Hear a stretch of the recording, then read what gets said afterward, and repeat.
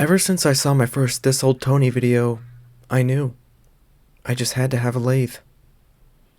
Well, today's the day.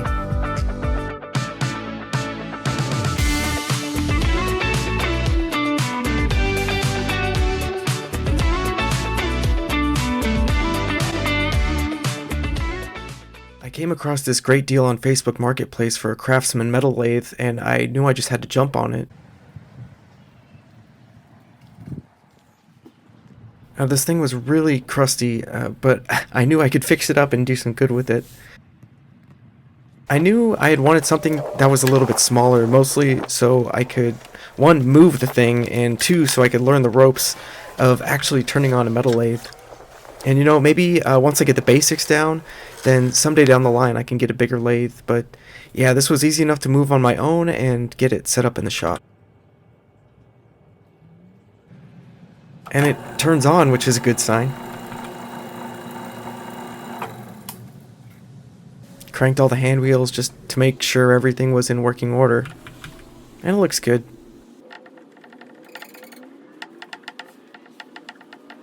But man, this thing was crusty. And there's about 6 layers of paint I'll need to remove. So let's get to it. First, I disassembled everything. I tried to be as systematic as I could, so I laid out these pieces of butcher paper and I numbered all the pieces as I was disassembling them. And I used these mesh bags, one for each sub-assembly of the lathe, just to keep all the little tiny parts together as I clean them. They were instrumental for disassembly and for reassembly later.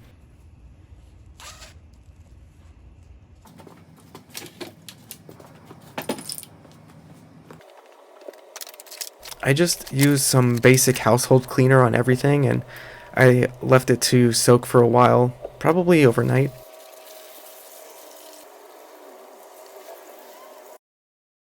And then I just cleaned everything by hand. An ultrasonic cleaner probably would have made this much faster, but it wasn't too bad. And I used some acetone to remove the paint, and also I used a wire cup wheel, and this thing was a huge time saver.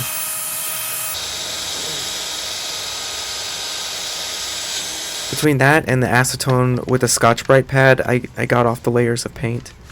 And here I'm making some poor man's Evaporust. I'll link the ingredients below, but it's basically just citric acid.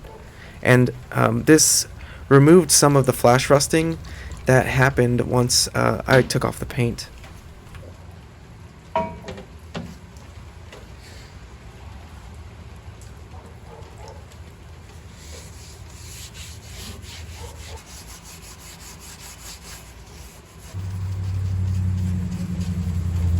Then I started masking everything for painting, all the machine surfaces.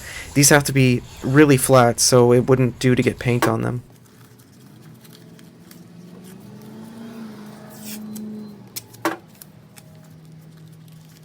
Then I started painting. I used this enamel machinery gray color for everything, and I think it turned out pretty nice in the end. Here are all the pieces.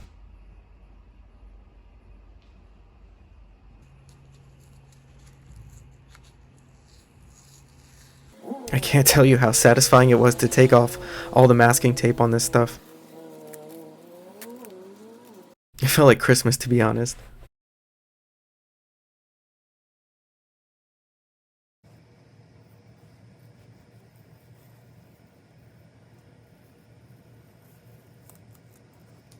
This is a Craftsman 101-07301.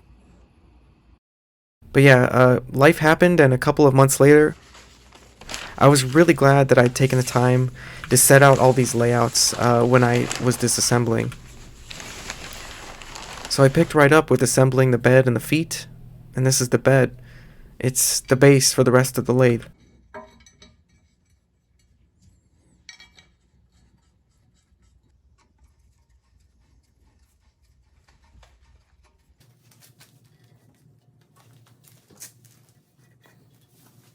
Next up is the headstock, and this has the main spindle that the work actually attaches to via either a chuck or a faceplate or between centers. This is the actual spindle assembly that goes through this pulley here, and the pulley is attached to a belt that goes to the motor via what's called the countershaft.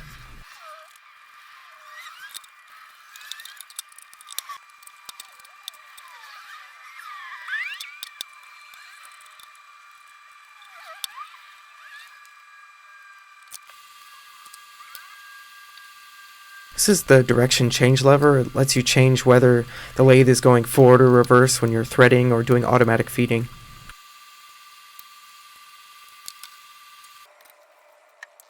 And here I'm getting the headstock fitted onto the bed.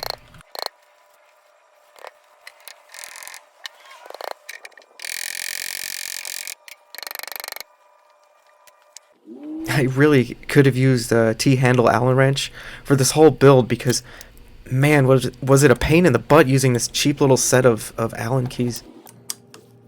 Here I'm just attaching the cover, the gear cover for the change gears. Speaking of change gears, here's what's called the banjo that gets attached to the lead screw where the change gears go. This is the lead screw that's getting attached to the bed.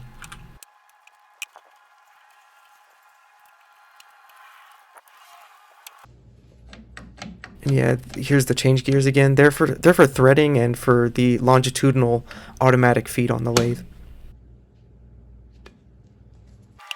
Here's the carriage, saddle, and apron assembly. This is kind of the big spot where you interact with the lathe the most via the hand wheels, and ultimately the cutting tool gets mounted on top.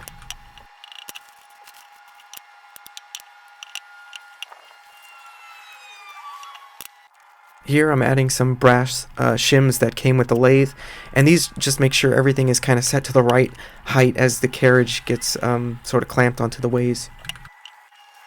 This thing is called the half nut. When it gets engaged, it clamps down on the lead screw so that the lathe can move automatically for feeding or for threading.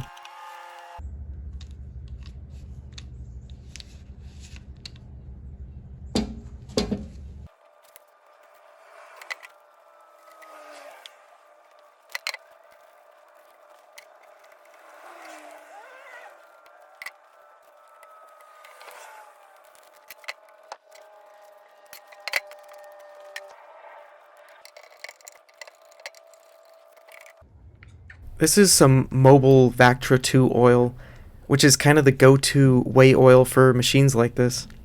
It just kind of makes sure everything slides, without binding up or galling or anything. But this is pretty loose. That's because we need to add the gib. This is a strip that tightens things up and eliminates play that we just saw.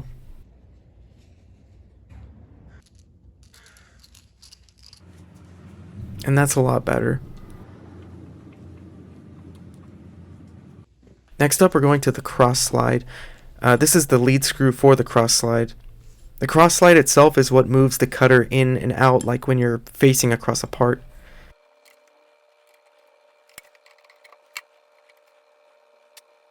And here's the hand wheel on the cross slide.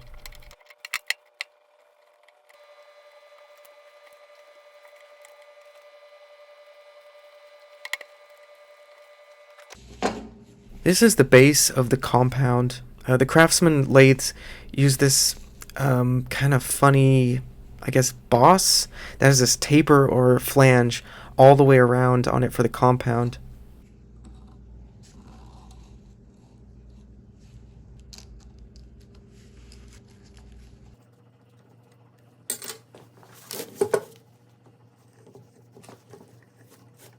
Yeah, so the cross slide looks like it's working now. And here's where we fit the body of the compound, or I guess the base of the compound. And yeah, the compound is what lets us do angled cuts, and it also lets us change the position of the cutter relative to the work.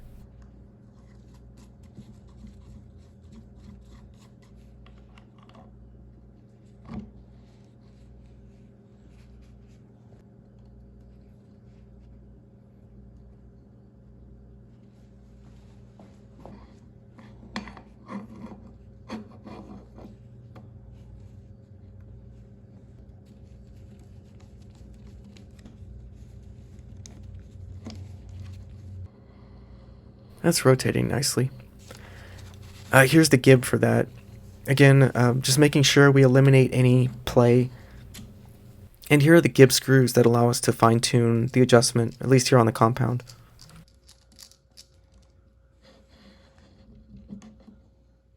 One thing to note here is these little pins or tabs.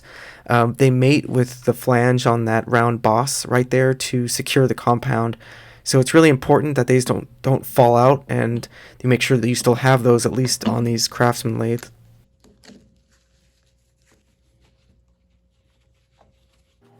And here, just kind of testing everything out. There's the compound moving back and forth, and the cross slide, and of course the longitudinal feed. And now we go to the tailstock. The tailstock is what allows you to do things like turning work between centers, or it also just kind of gives tail support for longer pieces. It lets you do things like drilling or reaming really precisely into the ends of pieces.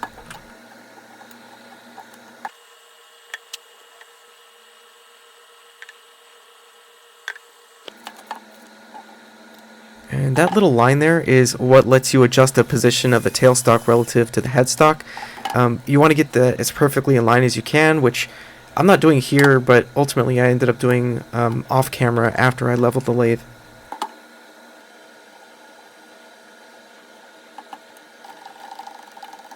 Here's the countershaft, which lets you add and remove tension on the belt so that you can switch the speeds by changing the belt position on the pulleys here and in the headstock.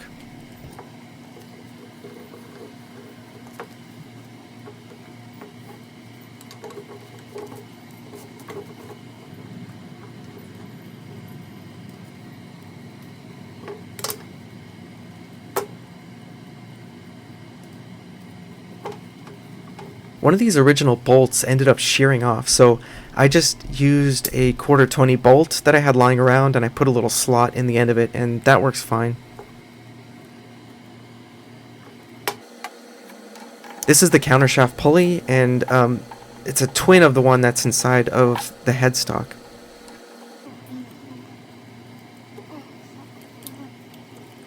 And here's the switch and the motor.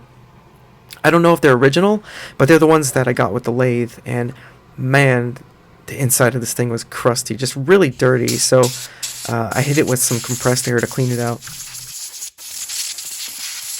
And I put some transfer dots here in order to be able to attach these to this piece of wood that's the base. And on the underside, I'm drilling these holes and recesses to be able to bolt things down.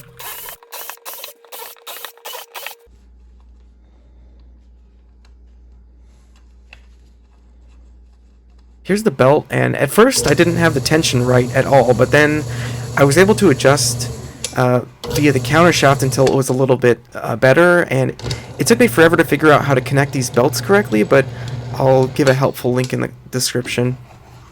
This is a machinist level. I was able to get it for a very good price, and this was instrumental in helping me to actually level the lathe. I took some readings near the headstock and near the end here, and I shimmed until they were about reading the same. And then I had a working lathe.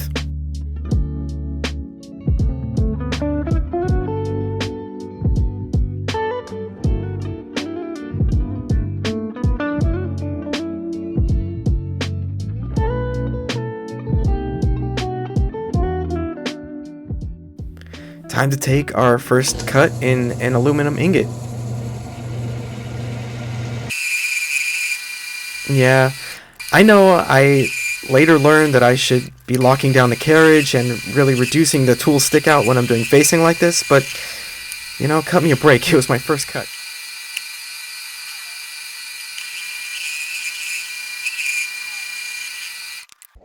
So yeah, that's the lathe rebuild. Thanks for watching. If you enjoyed this video, I'd really appreciate it if you could give it a like, and for more content like this, think about subscribing and hitting that bell for notifications on upcoming videos. And until next time, keep tinkering.